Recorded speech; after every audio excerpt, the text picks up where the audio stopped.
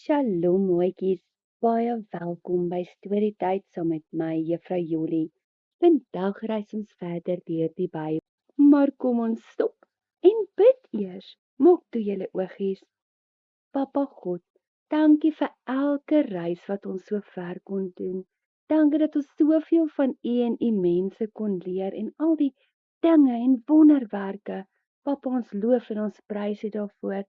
Seën elke maatjie wat vandag hier luister in Jesus naam. Amen. Maatjies, ons het nou al so ver gereis deur die Bybel dat ons vandag met die Nuwe Testament begin.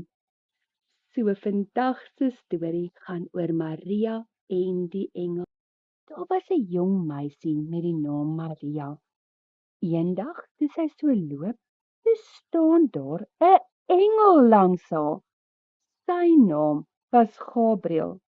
Sy het eers baie groot geskrik, want nog nooit in haar lewe het sy 'n engel gesien nie. Gabriël sê toe vir haar, sy hoef nie bang te wees nie. Hy's daar met 'n boodskap van God.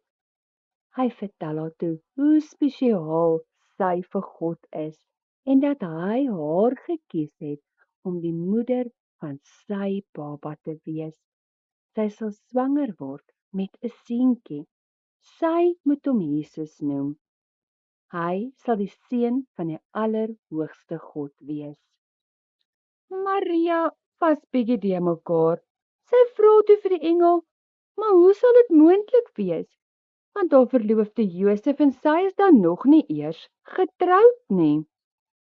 Die engel Gabriël antwoord haar en sê vir haar, God kan enige iets doen. Maria bid toe en sê, God, laat dit met my wees soos U wil hê. Ek is lief vir U en as U my gekies het vir die spesiale taak, is dit reg met my. Die les van die storie is dat by God is enigiets moontlik en hy het sy seun vir elkeen van ons na die aarde gestuur. Soos my maatjies weet, Juffrou Jolie doen graag poppekas by julle kerk of julle skool. So hierdie keer vertel Boelie Brak en Sonskyn die Paasverhaal.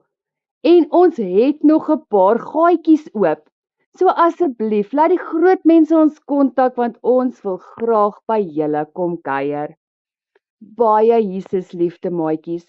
Tot volgende week waar ons weer verder van God en sy mense leer. Ons reis mos deur die Bybel.